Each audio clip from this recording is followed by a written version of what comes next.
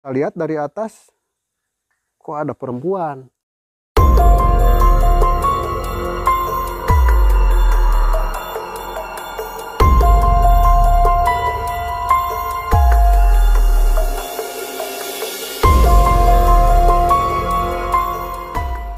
Assalamualaikum warahmatullahi wabarakatuh. Balik lagi bersama saya Diki Wahyudi di channel Cerita Misteri di Sekitarmu. Cerita-cerita yang ada di sekitarmu dan dirasakan oleh orang-orang terdekatmu. Terima kasih pada teman-teman yang udah klik video ini. Jangan lupa like, komen, dan serta nyalakan loncengnya. Agar nanti ketika kita share video baru, ada notifikasi di HP teman-teman. Malam ini saya kedatangan tamu narasumber yang sangat spesial, tetangga sekaligus sahabat saya di komplek perumahan ini. Baik, kita sambut Bapak atau Akang Dede. Apa ya? Akang aja lah. Akang aja. Biar lebih friendly gitu. Biar lebih friendly. Baik, Kang Dede, untuk kesempatan malam ini ada cerita atau kisah-kisah apa yang akan di-share ke teman-teman penikmat misteri supaya bisa di-share ke teman-teman. Baiklah, ada sih cerita saya. Mungkin cerita ini boleh dibilang, mungkin kalau orang percaya nggak percaya, tapi saya yakin kejadian ini pernah juga dialami oleh orang lain. Kebanyakan orang ya? Ya, kebanyakan orang lah gitu. Ceritanya berawal ketika saya pulang kerja. Ya, saat itu mungkin kira-kira sekitar 1 tahunan yang lalu lah. Berarti belum lama kejadiannya ya, Pak? Belum, masih anget nih. Masih anget Gitu. Masih dalam suasana COVID, Bu, ya?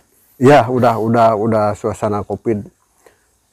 Ceritanya saya pas pulang kerja sekitar dari kantor itu ya sekitar jam 5-an lah, kurang lebih jam 5 sore, Pak, itu ya? Sore. Kebetulan pada saat itu saya mau nengok anak di pondok.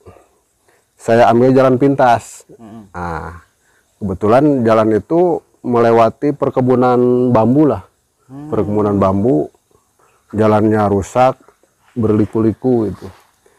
Mungkin kalau ngomong daerah kayaknya ya pokoknya masih di sekitaran wilayah Ciamis lah. Ciamis sama Kota Banjar mungkin, Pak. Ya. Gitu. Berarti untuk perjalanan yang pada dilakukan itu di sore hari, pulang kerja jam 5, berarti sekitar jam 5 jam 6 sorean, Pak ya? Iyalah, sekitar menjelang maghrib. Menjelang maghrib. Betul. Terus? Singkat cerita, saya melewati jalan itu. Setelah keluar dari jalan raya, melewati jalan itu, turun, ada kebun-kebun bambu, banyak tikungan, jalan rusak. Saya pakai motor. Pas habis tikungan, saya lihat dari atas, kok ada perempuan. Wah, perempuan kayak gimana dulu ini, Pak Dede? Ya, kalau boleh diceritakan sih umur-umur sekitar di atas 25 sampai 30 lah. Berarti masih muda ya? Ya, masih muda. Cuma saya pada waktu itu belum ngeh dengan cara berpakaiannya, Kang Diki. Karena pakaiannya itu pakai rok merah, baju putih, terus di tangannya ada semacam hiasan renda-renda, di leher ada renda-renda. Pakai baju-baju zaman dulu mungkin ya?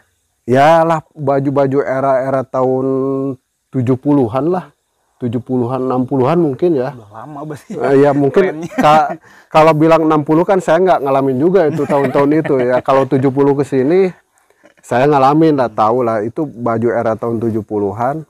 Itu juga ngehnya setelah kejadian. Nah, saya lihat dari atas ada perempuan. Ya saya iseng-iseng tanya Kang Diki kan. Pakai motor saya ngerem, saya tanya, "Teh mau kemana?" Sambil berhenti gitu kan ngerem.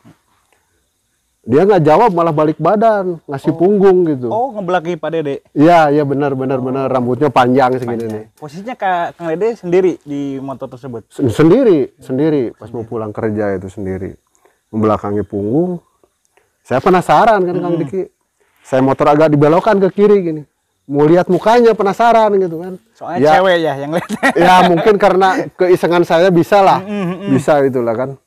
Tapi ya di satu sisi saya juga kalau dia toh memang mau pergi kemana, ya saya bawalah, antar mungkin mau ke rumah saudaranya, apa mau ke warung. Soalnya itu posisinya hampir bisa disebut kayak di hutan atau di tempat yang penuh pohon-pohon bambu gitu, Pak. Kalau dibilang hutan, memang di atas itu ada rumah, beberapa rumah. Cuma memang pas di jalan lalu di turunan itu semuanya pohon bambu itu yang apa, yang padat itu Menutupi jalan.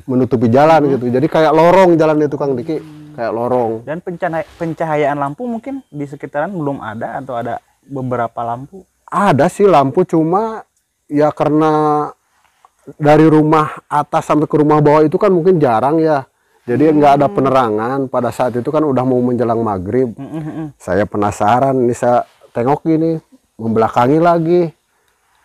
Ah, ya udahlah. Saya juga mikir malu juga kan. Soalnya dia membelakangi Membelakangi langsung. gitu kan. Malu. Ya udahlah, saya jalan lagi. Tapi kan hati saya penasaran. Ini apa kok membelakangi itu? Apa mungkin nggak ada mukanya? Apa gimana? Kita nggak ngerti juga gitu Kang Diki. Udah jalan saya sekitar 15 meter 20 meter. Saya penasaran, balik kanan lagi saya nengok. Tahu-tahu Hilang atau hilang. Udah nggak ada. Saya pikir, berarti itu kejadiannya nggak lama ya, kita ditengok, ditegur sama Pak Dede, maju mungkin Pak Dede dari motor, berapa saat tengok lagi ya, udah hilang. Itu hitungannya beberapa detik lah, mungkin Wah, jarak dari perempuan itu ke bawah itu kan saya paling jalan 20 meter. Karena saya penasaran, saya berhenti lagi, saya nengok, udah nggak ada. Logika saya kalau dia itu orang biasa gitu ya Kang Diki ya, lewat kiri kanan jalan itu kan pohon bambu semua itu, padat itu. Jadi kalau dia mau belok kiri itu kan pohon bambu, hutan lah, boleh dibilang hutan yang lebat gitu kan, walaupun mungkin itu kebun raya, tapi kan itu udah nggak dipelihara.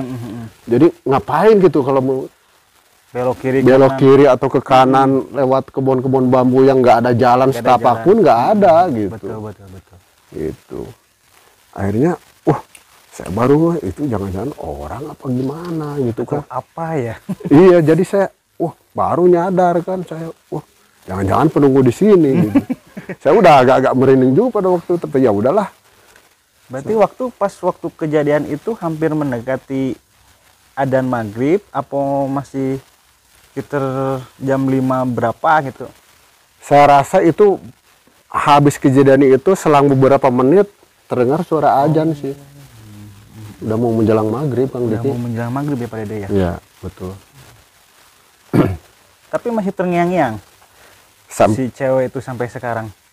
Iya, justru itu saya inget terus itu karena mungkin karena kejadiannya juga masih baru lah, masih anget gitu kan. Terus yang aneh ya itu tadi, pas mau ditengok udah nggak ada. Kalaupun toh dia lari ke atas pasti masih kelihatan kan, masih kelihatan. Hitungan detik Ya, ya mungkin Pak Dede itu ya. jarak dari perempuan itu ke saya nengok kembali itu ya paling 20 meter lah. 20 meteran gitu. Ngeri juga ya teman-teman, bisa disaksikan kalau ada kejadian yang serupa menimpa teman-teman di rumah. Posisinya sendiri ya Pak Dede ya? Sendiri. Di sekeliling nggak ada orang ya, Nggak ada meskipun orang. ada penduduk mungkin nggak terlalu ramai ya Pak Dede ya? Jarak dari tempat kejadian ke rumah itu sekitar 1 kiloan lah. 1 kilo. Lumayan jauh, jadi agak jauh juga, makanya saya berhenti itu ya kalau toh dia mau ada pingin numpang gitu ya saya bawa juga, tapi ya dia balik badan Udah hilang ya udah gitu. Ini merinding juga Kang Diki cerita ini nih. Tapi pulangnya Kang Dede masih jalan sana apa? Pulangnya kebetulan saya kan lewat tempat sekolah anak, pondok anak itu, jadi nggak lewat situ lagi sih, muter gitu, nggak lewat situ lagi. Tapi aman ya sampai pulang lagi ke rumah nggak ada yang ngikutin? Alhamdulillah sih, alhamdulillah sampai rumah selamat. Sampai rumah selamat. Baik teman-teman, itulah mungkin Pak Dede ya, ada lagi yang mau diceritain atau di-share ke teman-teman? Ya mungkin kalau buat di-share ke teman-teman cerita saya yang barusan itu, ya alangkah baiknya kita dalam bepergian itu pertama ya doa lah. Ya betul Dede. Terus kedua kita jangan di jalan itu fokus. Kalau bisa sambil berzikir, nggak usah mikir yang macem-macem lah gitu. Kalau toh kita mau tujuan nengok anak fokusnya ke situ gitu.